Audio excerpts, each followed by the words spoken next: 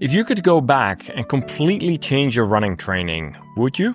I would do everything different. We didn't know what the hell we were doing 20 years ago, even 10 years ago. The science has advanced so far. The interesting thing is, running isn't a rigorous enough activity to build muscle strength and power. The contact times in running are not slow enough to actually build tendon properly, and they're not fast enough to build bone properly. I'm not saying running's a bad sport at all, but for those of you who've been told running's going to build strength and build, not really. So what happens when runners don't realize this? Tendon problems. I get bone stress injury problems. I get muscle strains.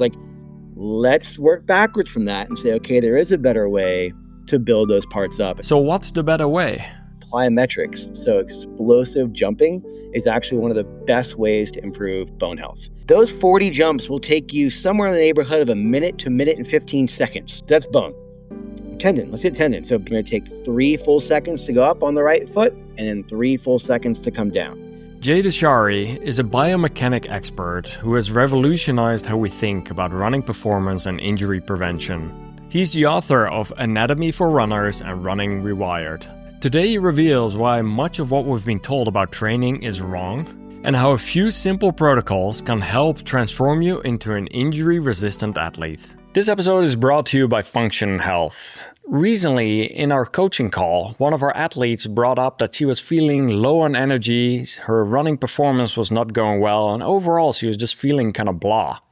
We dug into her blood work and we noticed that her iron levels and a few other things were out of whack. With supplementation and with some changes in nutrition, she was able to turn things around in just a matter of a few weeks. I've personally experienced the same thing in the past, and this is why I use Function Health. Most people think that if you have low iron, that you can just take an iron supplement. But it's not that simple, and sometimes it can even backfire. Iron works together with ferritin and with copper. Low ferritin levels means your reserves are running low, while high ferritin levels can mean stress or inflammation. Copper is essential for mobilizing iron from storage. So without enough copper, your iron can get stuck in the tissue and never be used. The only way to know what's going on is to test, not guess. Function Health makes this simple. They test over 100 biomarkers, including iron, ferritin, and copper, giving you a complete picture of your health so that you can make smarter decisions about training, nutrition, and recovery. Take control of your health today. The first 1,000 people who join get a $100 credit towards their membership. Visit functionhealth.com/Floris or use gift code FLORIS100 at sign up. Hope you enjoy my conversation with Jay Dicharry. Jay, welcome to the Extra Mile Show. I'm glad to talk about the topic of running injuries over here.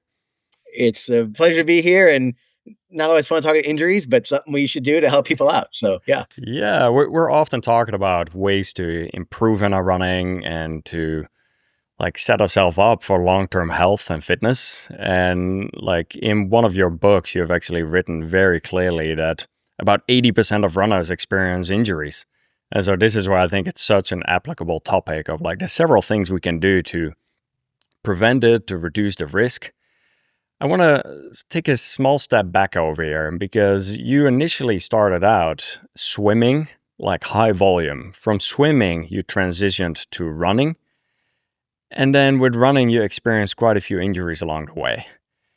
Knowing what you know now, what is some high-level advice you would give to your younger self? Oh, man. I would do everything different.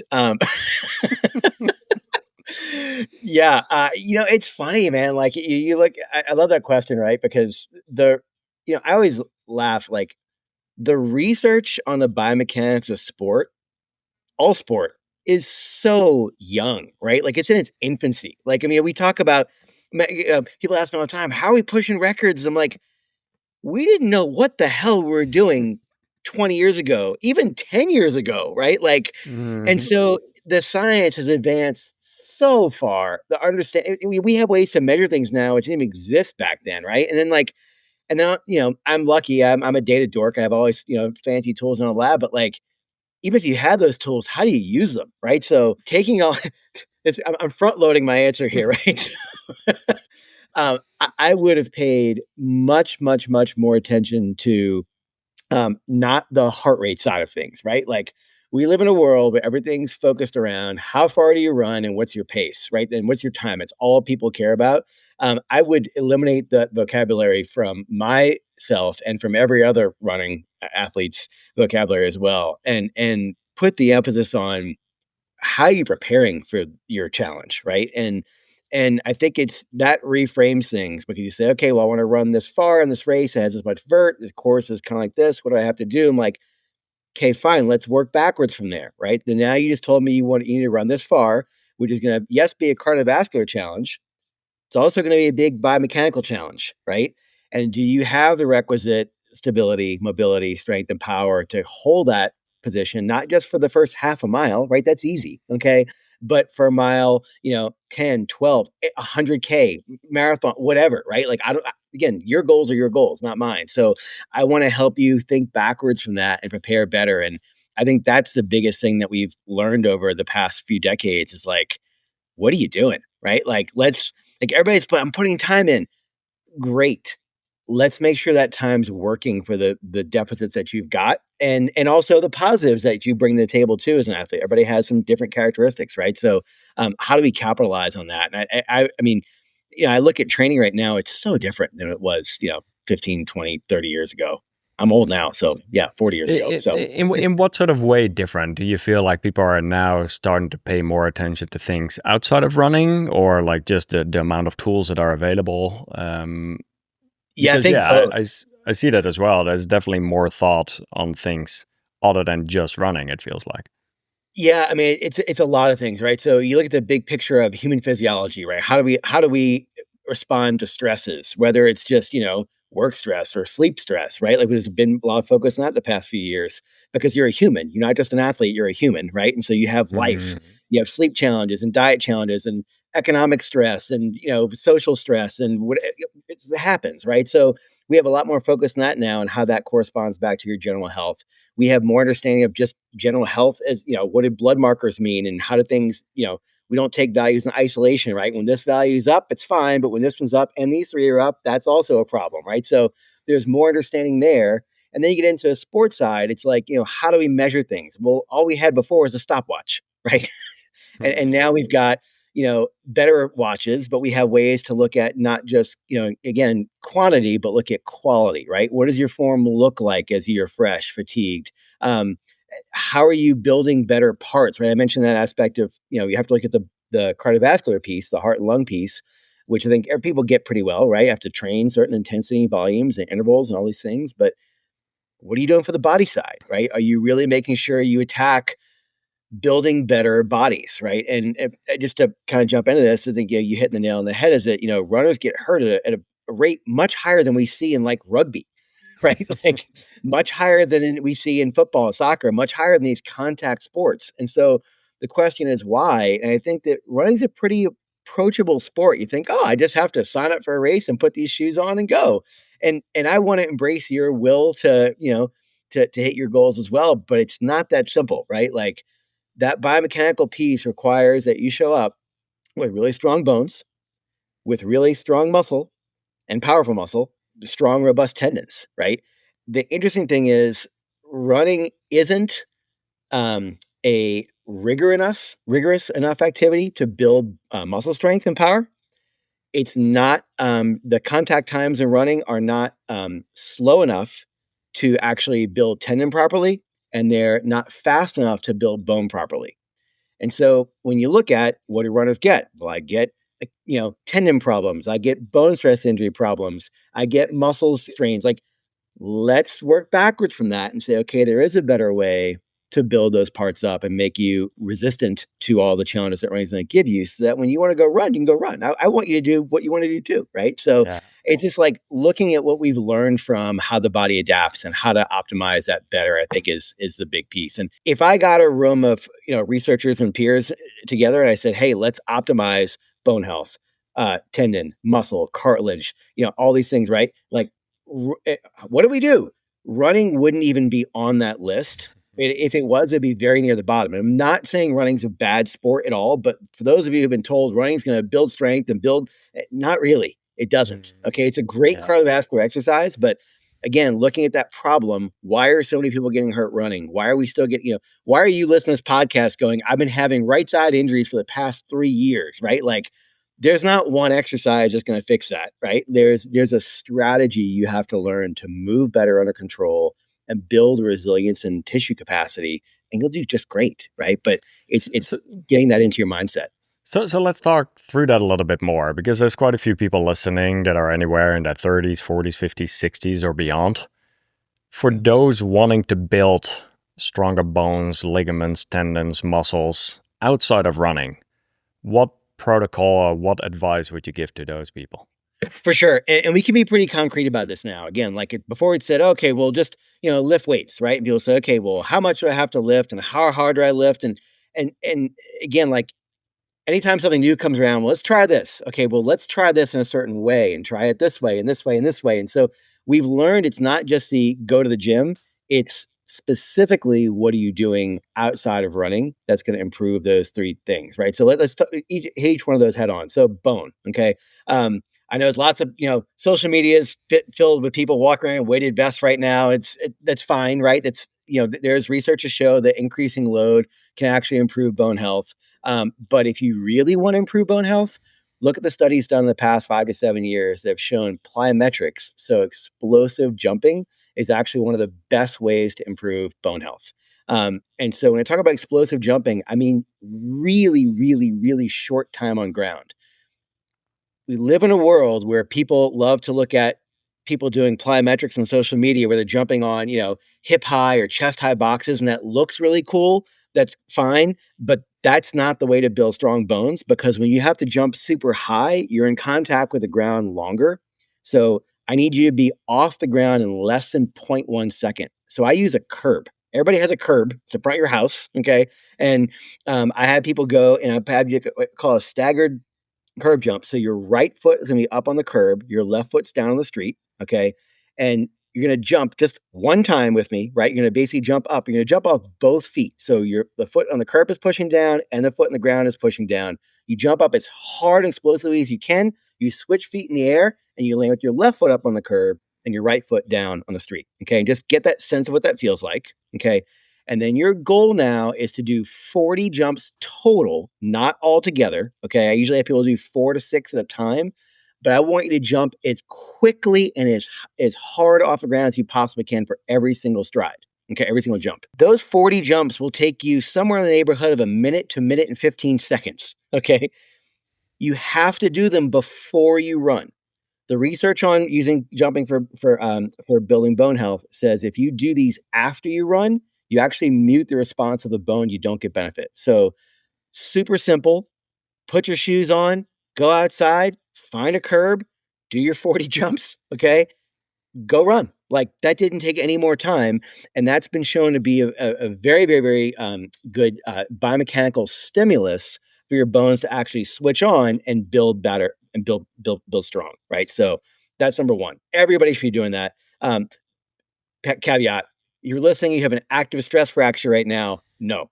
Okay. But we're talking about people who are baseline. Yeah, we do gotta explain. Yeah. If you're running in some capacity right now, you should be adding these in for sure. Okay. That's bone. Tendon. Let's hit tendon. So people have lots of, Achilles tendinopathy, patellar tendinopathy, hamstring tendinopathy. Those are the 3 big ones we hear in our runners, right? Remember, the key thing for bone is to get off the ground as fast as possible. Tendons are very interesting, right? Tendons, I have this little strap right here, right? So tendons are basically elastic. Okay, they're big rubber bands. They basically just kind of pull and they basically just bounce, right? They bounce back and forth.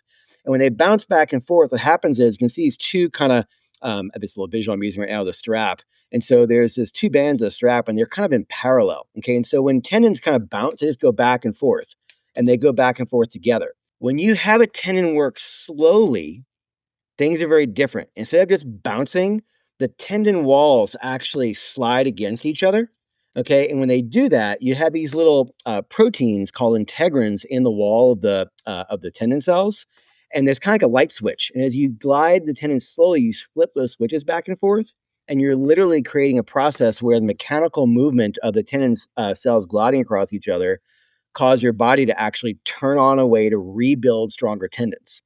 And the interesting thing is on tendons is that every tissue in your body, if you kind of go for a run, you get punched by somebody in the hallway, an accident, whatever, like your body's going to heal and initiate some type of repair process. Tendons won't heal on their own. So if you're somebody's been dealing with Achilles problems or patellar tendinopathy problems, and people say rest, yeah, taking away the stress of running is going to decrease the tension on that tissue. It's not going to hurt, but when you start back again, you're going to go right back in the same problem because that tendon didn't become more dense, more developed, more able to respond to that load. So all that fancy stuff to say when you're lifting for tendon health, you have to move slowly. 3 full seconds on the raising up and 3 full seconds on the lowering down. So if you're doing calf raises, we said before, do heavy calf raises. Sure. But again, I'm not doing this to strengthen you. I'm doing this to get the tendons to actually regenerate. So the most important thing is to go slowly. So many people doing, calf raises, put a backpack on with 45 pounds, they go up and down, they use momentum. That's not going to improve your tendon health. You have to move slowly. So for dosage on those, remember he said 40 jumps, right? For tendons, we're looking for 24 repetitions. You can do 24 straight. You can do sets of 8, whatever, break it up however you want to, but you're looking for that total dosage done. Again, 3 full seconds concentric or the shortening variation, 3 full seconds in the eccentric, right? So if you're doing a lunge, it's a great exercise for your patellar tendon, right? So you don't need any equipment, get into a nice wide stagger stance, lunge. So basically as you drop down, that knee goes forward, right? And as we come back up, that knee comes back straight again, but take the full 3 seconds out, 3 seconds back up. So for the calf raise, for anyone listening, in particular for the podcast, for those who are non-visual, can you briefly explain how to properly do a calf raise? For sure. So let's say you are, okay, let me give you 2 variations. Let's say if you're not symptomatic right now, okay, if you're somebody listening, go, oh, I understand how I should put these in. So what you're going to do, you're going to set yourself up in I don't like going off a step, because if you go off a step, people typically let their arch collapse and they can actually create more problems than they're actually helping. So it's better to use a slant board. If you don't have a slant board, just grab a 2x4, okay, and put it under your toes. I mean, keep it simple. You don't have to go buy a bunch of stuff. But basically, you're going to put your ankle in what we call a little bit of dorsiflexion. So your foot's cocked up slightly towards your shin at the bottom of the motion, okay? And you don't have to go super deep on these. Like, think about when you run, you don't move more than about 30 degrees on this. You don't have to go super low. So we're basically going to start at that kind of, again, heel lowered position, okay? And ideally, you're doing these on single leg. If that's too challenging, start on double leg. It's fine. Remember, the most important thing is going slow. So if we're healthy and we're going to say, okay, we're going to go off this little drop position, we're going to go on a right leg. We're going to take 3 full seconds to go up on the right foot and then 3 full seconds to come down. I'm looking for full height. I want you holding on to something for balance help, because this is not a balance exercise. It's trying to load the tendon, okay? And you're going to do them that way. So get my 24 reps. If that's easy, then sure, you can grab a weight in one hand, right? And or maybe you have a weight in your backpack, or you can add load. That's totally fine.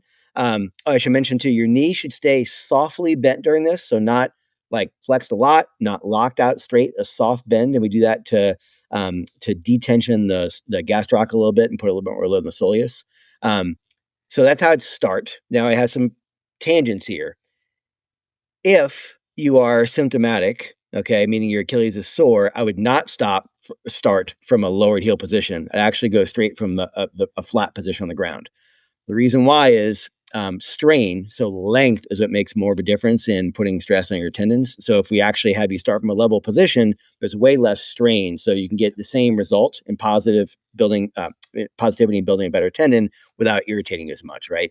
And again, the goal is to move slowly. It's not to load heavy. I know people love to say, lift heavy. There's a time and a place to lift heavy. But if you're talking about building better tendon, slow is the most important thing. So I'd rather you go on 2 feet and go slowly than go to one leg and go and just kind of lose control. And so you would hold on to a table or a wall or something like that to balance. Yeah. Again, like keep it simple, right? Like if you use anything to hold on to, again, like adding the balance component on top of this is a different type of challenge. So when I try and keep things, we're doing stuff to work on bone health, we're doing stuff to work on tendon, doing stuff to work on muscle. Then we got to work on the skill piece too, right? And then we can hit that later. But yeah, this is not a fancy thing. I don't want you trying to do it without your hands. And so that was, we talked about bones now. We talked about ligaments. Well, What about tendons. Yeah. Oh, sorry. Yeah. Tendons. Yeah. And then now we talk about muscle, right? Yep. So, and here you get back into like, how much do I have to lift? How many times a week should I lift? Like, I think again, we've got some pretty good answers now. We didn't have even like, 10 years ago, right? You look at like optimum dosage for the running athlete, you're looking for about 12 to 15 sets per workout done twice a week. That's it, right? Like, so this is not I'm in the gym for 2 hours. This is I tell my runners, like, you are in and out the door in 45 minutes. Like anything, we've got some caveats on this, right? So if we said 12 to 15 sets, what are we talking about? Well, we're talking about 4 exercises, okay? So 4 things, and we're gonna do 3 sets each. That's 12 sets total, right? That keep it real simple. What should I do? Well, you should do some type of squat-based movement, okay? So we're talking traditional squats, we're talking goblet squats, front squats, back squats, hack squats, split squat. I mean, there's so many variations, right? But you need one squat exercise. You need a hinge exercise. So these are deadlifts, Romanian deadlifts, single leg deadlifts. Again, there's lots of variations here, right? But a deadlift variation, you need some type of rotational exercise. Okay. I'm really big on not just like teaching your nervous system to learn to twist, but teaching your nervous system to twist under load and speed, because that's what happens when you run, right? I think that's the big thing I think a lot of people just miss out on. So, we're talking about something like it could be a med ball kind of transverse plane twist. We're talking about things. I got a bunch of like weird little hip bandage stuff I do, but not like little small bands, like power band, 120-pound power band working on hip rotation, right? Like these little archer press exercises I have, where you're basically combining like kind of a pull and a twist with a torso rotation. Like you need to put something there to challenge rotational stress, right? I think you need an upper body motion there, either a push or a pull, right? So much of what runners use is their legs, obviously, but the number one thing we see when people get tired is postural collapse, right? People kind of slump forward or they lean backward, and that can be fixed by improving upper body strength. So, I try and keep it real simple. 4 of those movements, okay, 3 sets each. Looking for about 6 to 8 reps of each exercise is plenty, right? You don't have to lift for 25 reps on these things. And the last thing I'd say is the weight needs to be challenging, okay?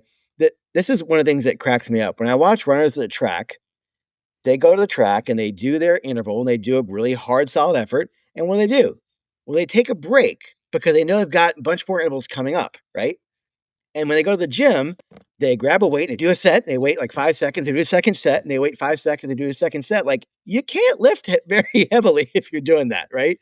So, I tell people, if you selected a weight that lets you do your second set before 2 minutes, you didn't go heavy enough. Your body needs a rest between a hard effort, and you should go, wow, that was, I hit my 6 to 8 reps, right? If you hit 6 or 7 or 8, whatever, it's fine. But that was really challenging. Okay. I need my 2 minutes rest. Okay. And so that's a way to kind of gauge, are you lifting heavy enough? Because I think some people go to the gym and they grab just a bar and sit here and they're talking to their friends or listening to, this podcast and zoning out. Like, that's not really giving you much of a stress, right? So that 2 minutes though, like let's say you do an exercise for one part of your body for 2 minutes. It's not that you have to sit still and do nothing, right? You could still go do one of the other body parts, just not that muscle movement. Yeah. So typically what I would do is, if I'm going to do something in that realm where I'm like, let's say we're doing a squat, right? So if we're doing a heavy squat, I would never say, okay, let's go do super heavy squats and have you go straight into like pull-ups. No, that makes sense. Now, what I will do sometimes is we'll do some squats and may have you do some kind of like a balance or stability exercise in the meantime. There's some fancier stuff you can do there for sure, to get more bang out of your buck. But I need you like resting, because I need to have another heavy set, right? Again, this isn't reinventing the wheel. Think about what you do in the track, right? Like if you got in your pattern today, I'm doing 8 repeats, like number 1 needs to be good, but number 6, 7, and 8 also have to be good, right? So it's a way to sort of help people again, I can't tell you how heavy you should lift. Everybody's different, right? Like some It people, it you know, it is so funny though, right? Like even I'm guilty of that myself sometimes. Like, all right, I'm gonna go to the gym. I have 45 minutes available, and I'm like, let's maximize this gym session. And then it really does sometimes become that 2 minutes might become less, or you end up like just going from the one machine to the other to the other.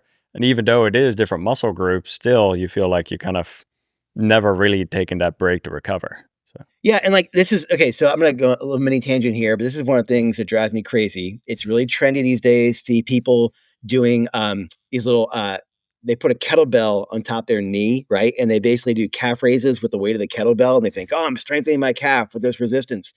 Okay, if you've been in a boot, let's say you had a stress fracture and you're in a boot for, 6 weeks or whatever, and you're coming, you lost a lot of muscle strength. That might be valid on day 1 or 2 to start out with, right? But just so everybody understands, walking around puts more stress on your calf complex than putting a 20-pound kettlebell on your knee and just flexing your ankle back and forth. Like, let's make this stuff productive, right? Like, it cracks me up. Like, I'm like, okay, everybody's time is valuable, and people think it needs to be simple. Yeah, it needs to be simple, but it also needs to be correct, right? Like, mm, simple doesn't mean wrong.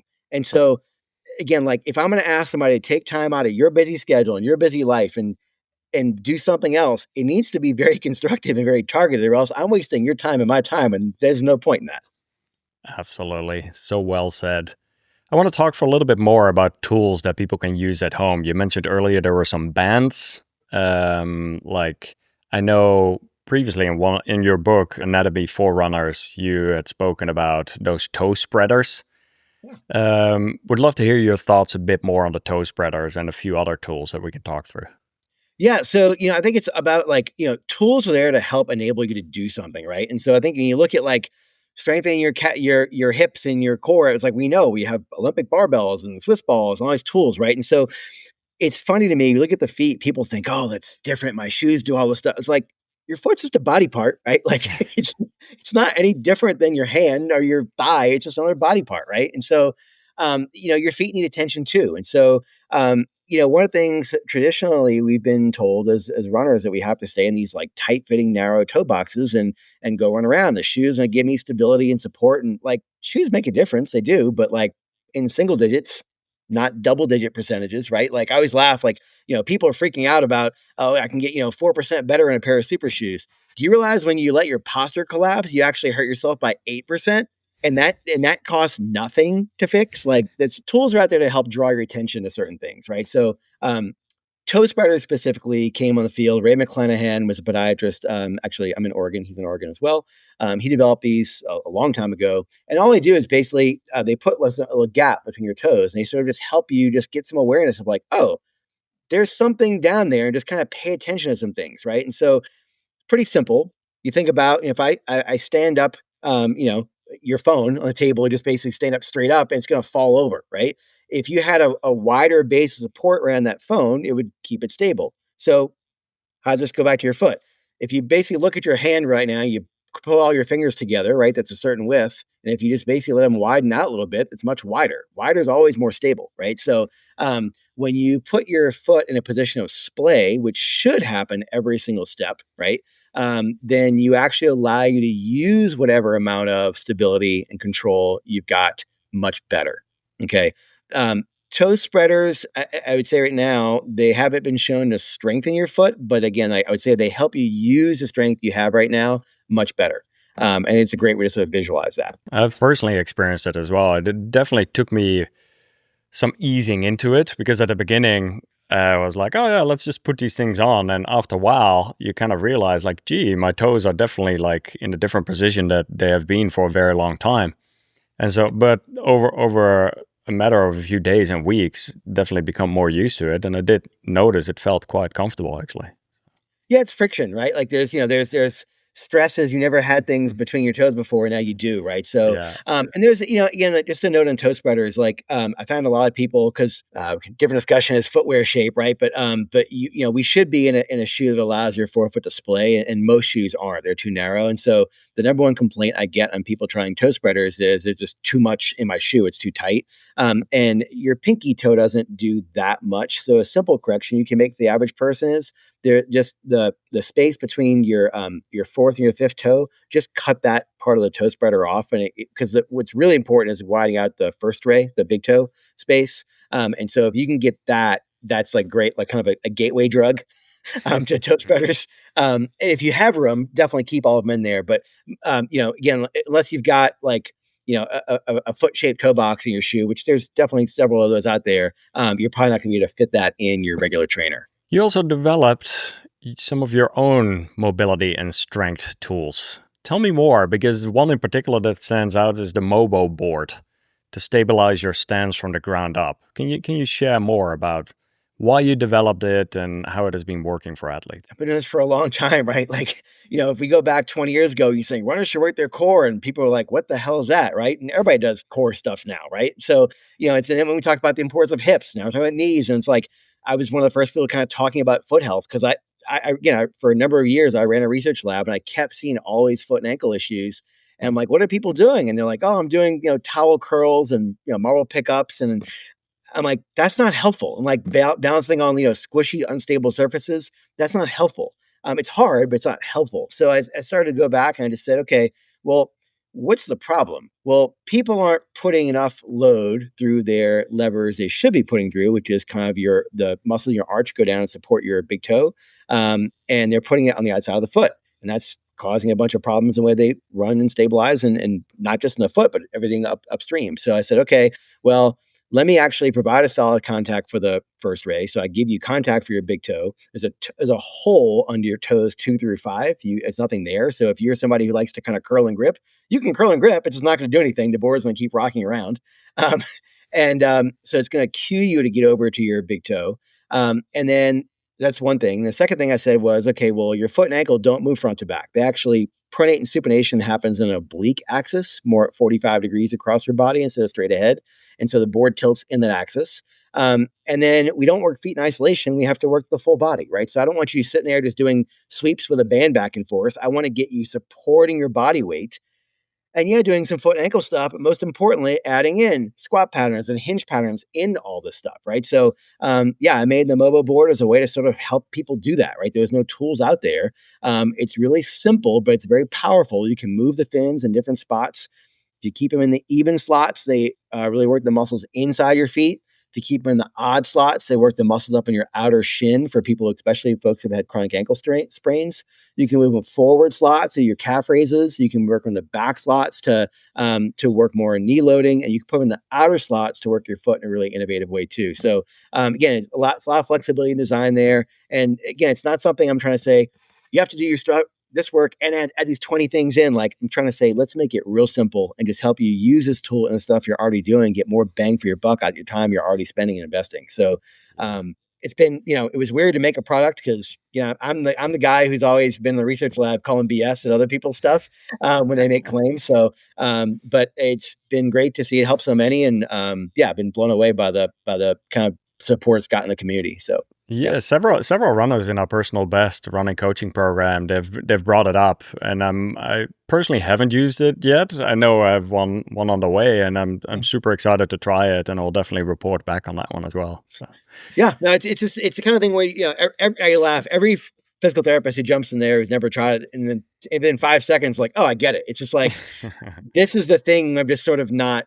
It's like the missing piece. So, but like anything, I tell people, like, if you have a treadmill and you hang your clothes on it, not going to be very helpful, but if you're consistent on it and, let's quick little conversation on this. Whenever you look at anything stability training, whether it's, for core or foot or hips or whatever, like we're talking about a little amount of time done often, right? So 5 to 8, 10, maybe 15 minutes if you're, really going to be a little more stringent about things, but per session, a number of days a week, and keep it simple. You can just say, I'll knock out 2 exercises today or whatever, 3, just rotate through them. Like, just be consistent with them and you'll see some huge gains. I think that it's like when people say this magic workout, like there's nothing you're going to do today that's going to change the trajectory of your life, a year from now. But when you look back a year from now and you say, what did I do? If you did one workout, probably nothing monumental's happened, right? But if you've done like all this other stuff and been consistent at it, you're like, wow, I feel different. I'm moving different. My times are dropping, right? Like you start to get some change. So consistency is always key with anything. The word consistency comes up so frequently, not just in running, but even in these other areas. And you're spot on there. Where can people find the Mobo board? Oh, just yeah, moboboard.com is the website. And then if you go to Instagram, we're mobo.board. And I just try and put helpful stuff out there. We have a newsletter. We don't put any salesy stuff in there. I just put things to help people. I just like there's so much noise. Being a runner is hard enough. I try and just put helpful stuff out there and call it good. So There you go. One, I want to mention a few injuries that come up frequently in conversations. And I would just love to hear like your high level thoughts on best way to prevent it and best way to cope with it or to like work through it. I love it. One of the first one being plantar fasciitis. So plantar fasciitis. What is your plantar fascia? Plantar fascia is a very thick band of connective tissue that is underneath your foot. And so I should mention this. I teach gross anatomy, okay, in a PT program. So I'm constantly working with cadavers. And I think that there's reality and there's like what influencers like to say. The plantar fascia doesn't exist in isolation all by itself, okay? When you look at the body, the plantar fascia is continuous with what? The Achilles tendon, which has fascial connections over the muscle. It's all one big kind of sheath. And it's not this train, all these weird things people kind of come up with cute names for, but things are connected. Okay. And so when you look at plantar fascia issues, we've been told roll your foot around. Well, you can do that. I mean, certainly there's times where people need more range of motion, but most of the time, the reason why your plantar fascia gets overloaded is because the stress to support and stabilize your foot should go where? To muscles, right? And then let that muscle control and then the tendons bounce, right? That's where the control should go. If you show up with a very poor, unstable foot, what happens is that stress doesn't go to the structures which should be supporting it. It goes to the end range structures, which are the plantar fascia, right? And so that plantar fascia is being yanked and yanked and yanked every single step. So again, I'm not saying don't roll your foot back and forth and don't roll on ice bottles and all these things you see online, but do spend time improving the strength and stability of your foot. When the muscles in the foot, not the ones in the shin, not in your calf, when the muscles inside your feet, you have 4 layers of muscles in there, okay? When they actually do their job to control the motion of your foot, then the plantar fascia doesn't get loaded as much, and therefore it can actually calm down and actually heal. So, what should we do there? It's a number of things to rebalance and stabilize, controlling your forefoot and your rear foot, right? So you can use a mobile board or not use a mobile board, but you need to put some time in to develop a more strong and stable foot. That connection point to the ground is so critical to let you unload the plantar fascia, the structure. I think sometimes people forget that the foot has 20 muscles, and like it seems like it's such a simple, part of your body. Yet it's quite complex of what it's able to do right there. So totally, yeah. We just look like, oh, just put a sock on it and a shoe on it and call it good. I'm like, you know how much is in there? yeah, You get more bones in your foot. You're doing your entire again, like think about it. Your hip is you have 1 bone in your thigh. You have 2 bones in your shin, right? You get 26 in your foot. Like, and all those bones need control, right? So we have lots of pulleys and levers to stabilize them. So yeah, it's interesting. For sure. Next one, calf injury. So that would be calf strain, calf tear in a more aggressive way. But we see those often where it's I think Achilles and calves come up very often. You talked about Achilles already, but would love to hear your thoughts on calf, how to prevent and what to do about it. Yeah. So the number one reason we see, I'm glad you kind of put those together because mechanistically they are sort of tied. A strain is the definition of length under load, right? I took it too far. It's not the problem that you did too much volume. Usually it's I sprinted real quick, right? Or I stumbled on a rock on the trail and therefore I threw my calf into a strain. This can happen 2 ways. One is the traumatic aspect. Again, I'm running on a wet, rocky trail and my foot slipped and life happens sometimes, right? But what happened is when you went way on the outside of your foot and kind of slipped, what happened is you dorsiflexed up, your foot came up, your calf was in a much longer position than it usually is in, and therefore it tore. So those are the acute traumatic ones that can happen. But for the most part, when you see those chronic muscle strains in there, it's people who their only stability mechanism is to stay away on the outside of their foot. And typically these are people who have had chronic ankle sprains. So do you sprain your ankle? Yeah. Like how often? handful of times a month, right? Maybe not a sprain, but I'm constantly rolling, right? And people who are listening, I was like, oh, I'm one of those people, right? So we've done research on this and shown that people with chronic ankle instability, even before your legs in contact with the ground, so even the swing phase, your foot is more inclinated. So the inside of your foot is up and the outside is down, and that makes it more likely to sprain again, right? But that also puts that calf in a longer position. So learning to there's a bunch of, again, foot stability comes into play here too. But one of the things you can do if you're one of these people, as you run, again, I keep running cues. I love running cues, but I give people one cue at a time only, right? Because running's hard enough. But what I want you to think about is pick up the outside of your foot, right? So what that's going to do is like twist the big toe side of your foot down a little bit and twist the pinky side of your foot up a little bit. And you can think about that just every step if you want to, right? And that what that's going to do is going to help you land a little more even across the ball of your foot, which is going to put less load in the calf complex. So that's another one you can do. Again, it's more of a strategy to stop that chronic rolling out the outside. But yeah, I would say to fix that, one, don't run on wet rocks. And two, if you're somebody who has chronic ankle instability, right, you roll a lot, really work on recorrecting that foot strategy. Between some of my world majors, I was running Tokyo and London and a few of these other ones, like pretty close back to back. At some point, it was 5 marathons in a 16-month time frame, and some there was quite little time in between. And at one point, I started having some challenges with my calf. At some point, like in your book, you talk about some of the fascia and some of the muscles where they, like when they're in a healthy shape, they're like straw shape, and when they're not, they're like all over the place and they're kind of disorganized.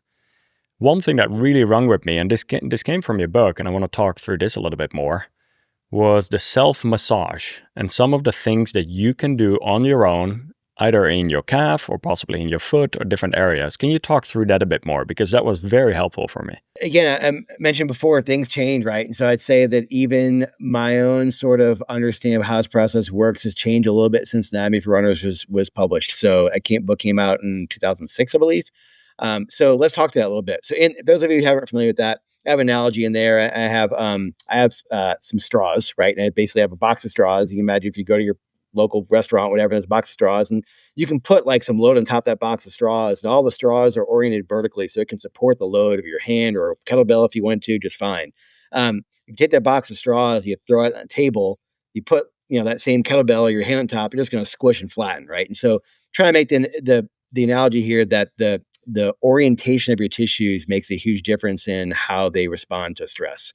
And I actually have pictures in that book of showing from a study, Journal of Physiology, which actually showed healthy tissue looking very organized and chronically endurance trained tissue, which looks like a bird's nest, right? And that was from a long time ago. And there's, again, new research, even by Karim Khan and others now, have shown the same thing, right? When you look at disorganized tissue, it can't support the load it needs to.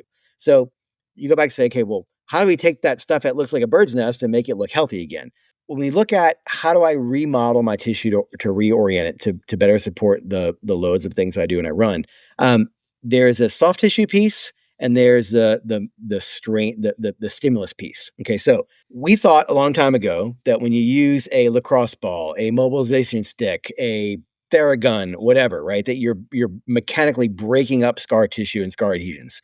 Well, collagen, which is the building blocks of all our tissues in our body, is 10 times stronger than the tensile strength of steel. Okay. Meaning your lacrosse ball and your massage gun are not that strong. Okay. It's not. Your massage therapist's hands are not that strong. What you're doing with any type of tactile feedback stuff, okay, begin like applying pressure, is just applying pressure. That's all you're doing, right? Is pressure big if you're using something like a foam roller? If you're using a lacrosse ball, it's a smaller application of pressure, but you're applying pressure, and that pressure can definitely be helpful. What it's doing is it's telling your nervous system, hey, calm down and relax and let the system move a little bit more fluidly, right? And so it's playing a trick on your brain. Acupressure does the same thing, okay? It's just basically a neuromuscular modulation to tell your body, relax and let things move around a little bit more. And that's super helpful because when you've got chronic stiffnesses, people tend to kind of shift and they compensate and lean and do a bunch of weird things, right? And so part of it's just letting your body sort of just melt and become supple and move a little bit more easily. And that's super helpful. That's part of improving tissue quality. But the big thing is, again, how do we get the cells inside those different tissues to say, hey, let's do a better job, right? Let's turn on. So again, when you look at, let's say tendon, right, you need to put that slow load. When you look at the calf strain aspect you're talking about, again, running's putting a bunch of stress in your calf every single stride, right? But if you're not taking steps to actually build that calf complex up stronger than it was, it's you're like you're revving the engine up against its red line every time, right? What I'd say is your tissue needs a bigger engine, right? And so we do that not by just training more miles per week or adjusting mileage or doing too much too fast too soon. You say, wait a second, this is my schedule, right? How do I stay healthy across this?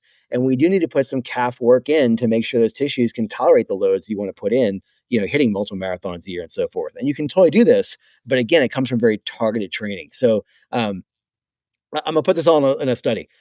Long time ago, we did a study with hamstring tendinopathy folks, and we actually had people come in and they got a baseline MRI. So we saw if their tissues looked nice and healthy and organized, or they looked like that bird's nest, right?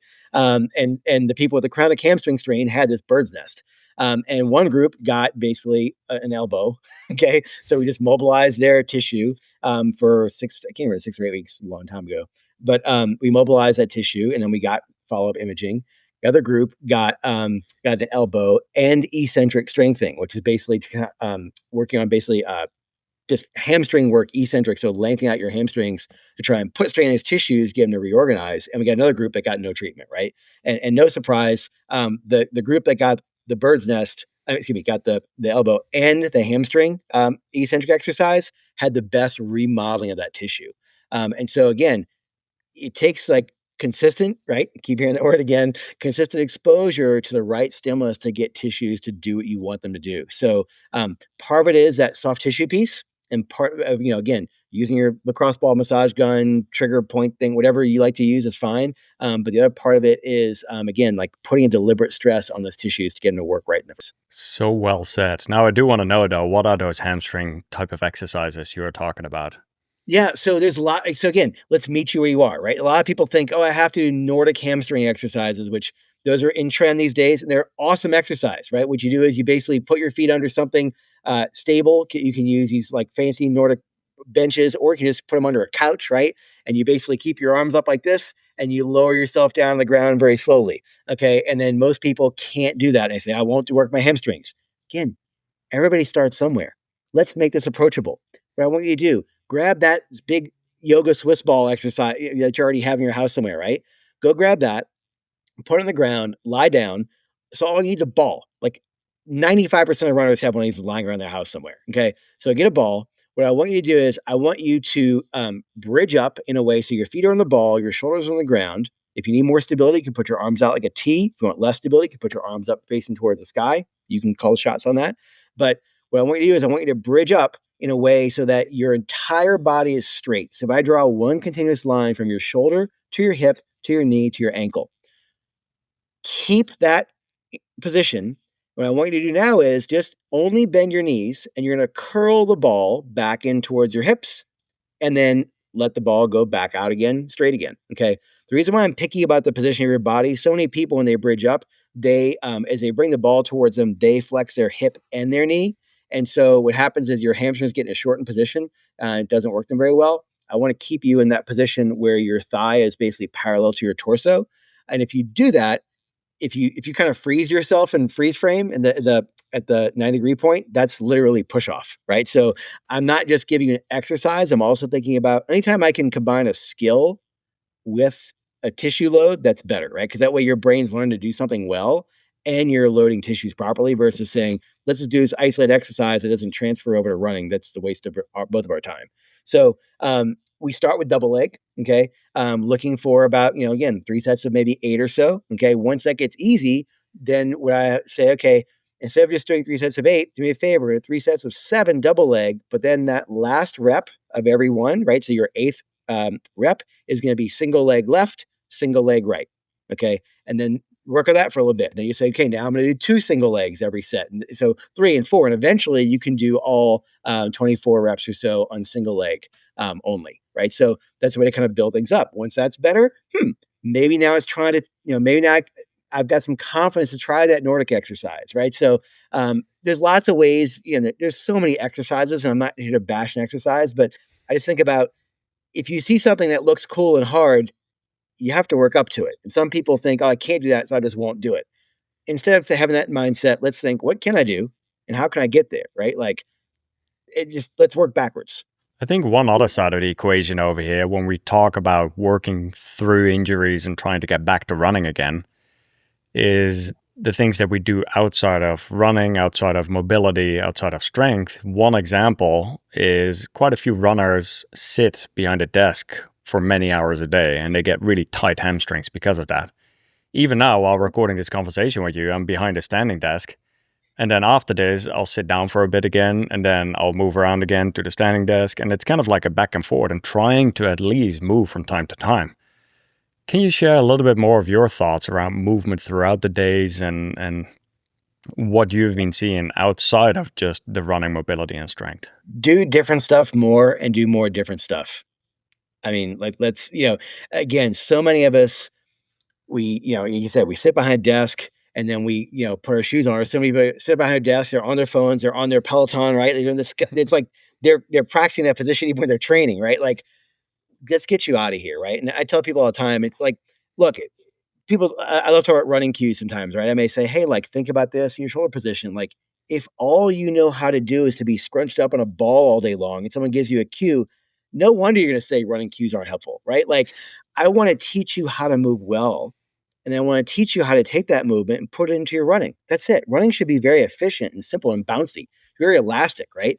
Doesn't need you break the wheel, but people have these issues. They slump and they overstride, all this weird stuff because they just don't know how to move well, right? Like you tell a runner, oh, extend your hip. And all I know how to do is arch your back. Like that's not ever going to work, right? Unless you teach them how to extend their hip properly. Let's go back to my example before, doing the lunges for knee loading, right? So think about it. If your left leg's in front of you and you're lunging down into your left leg, you're loading your left knee. You know what's also happening at the same time?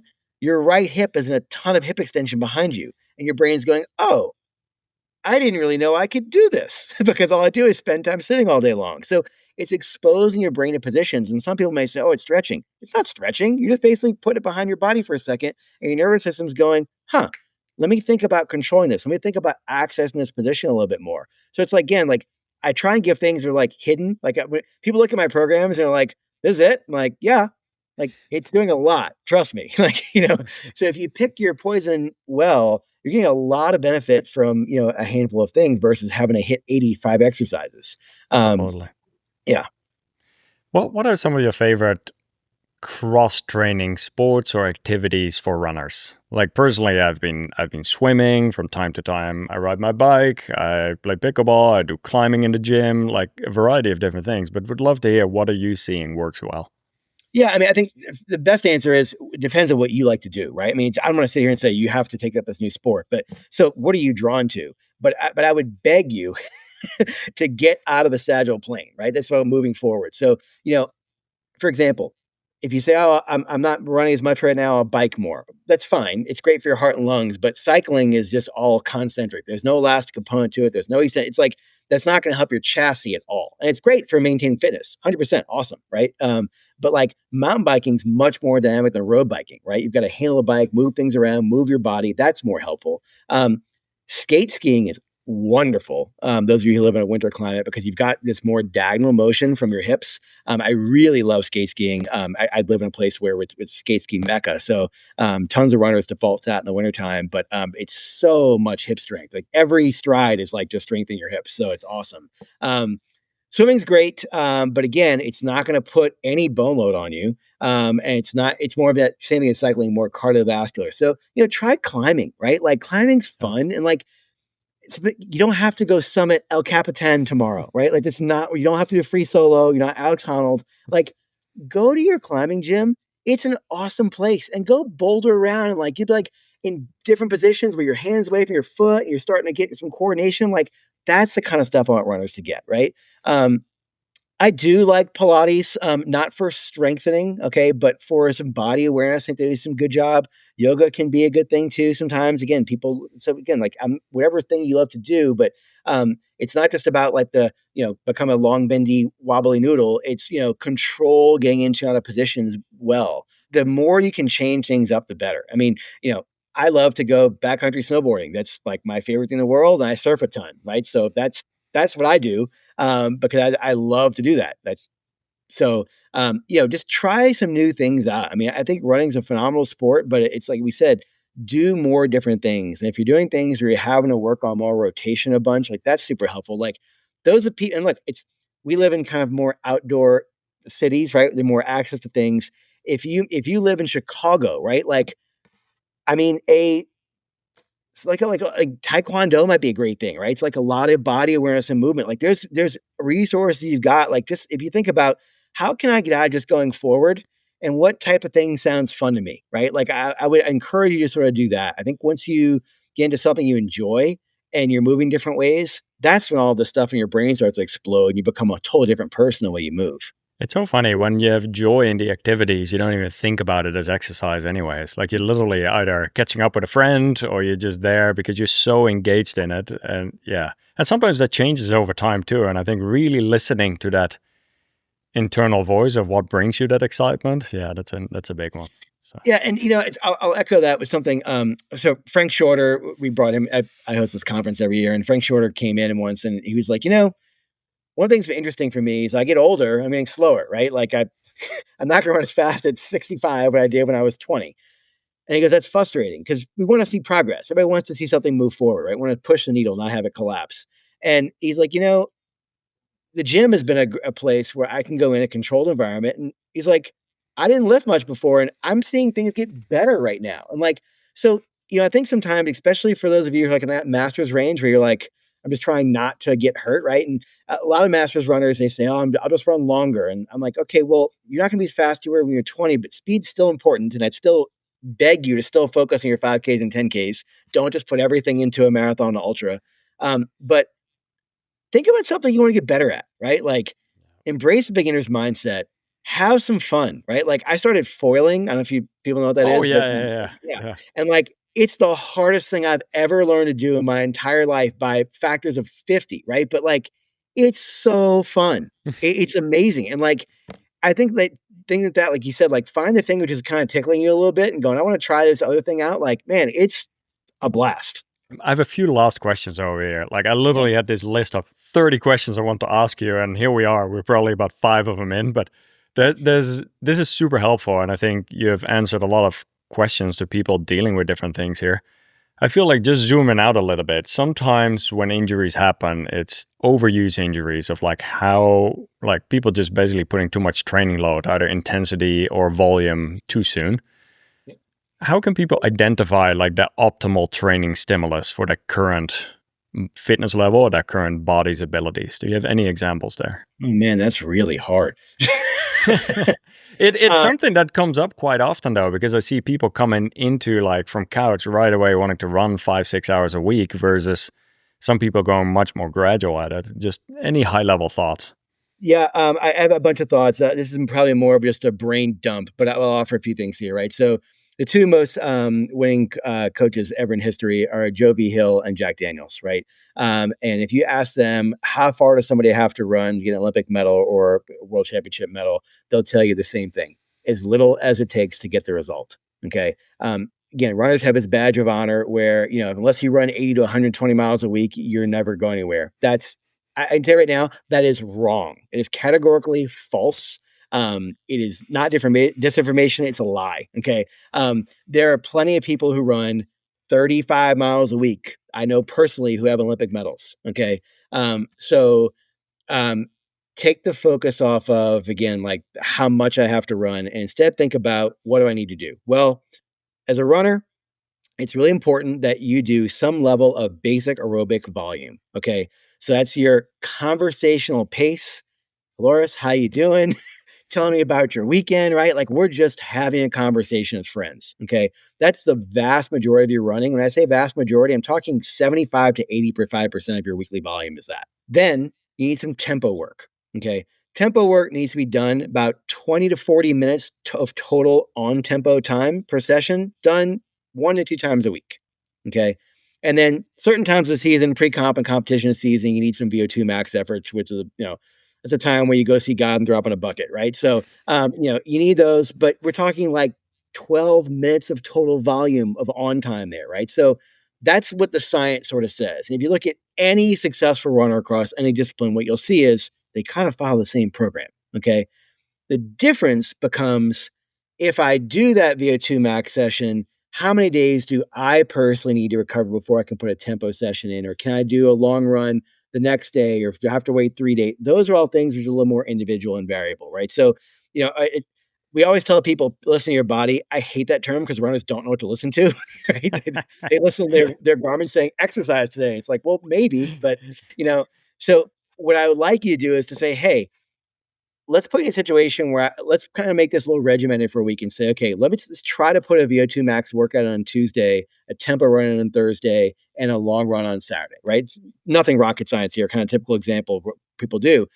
How do you feel, right? Every time that Tuesday workout comes around, are you like, I can't wait to go to the track with my friends and crush some splits? Are you like peeling yourself out the car going, I am a sloth and I can't run fast today, right? Like, if you're consistently noticing for those hard efforts that you're not ready for them, you need more time between those hard efforts. And there's research to back this up. It takes 11 to 14 days to recover from a workout. So if this Tuesday, if you do one of those VO2 max sessions, you are not recovered by next Tuesday. No one is. Typically, what I would do is I have people work in kind of blocks, and I work with my athletes, right? So we do an A, a B, and a C, and a D, right? So an A, and a B, and a C would have a VO2 max session in each one of those Tuesdays.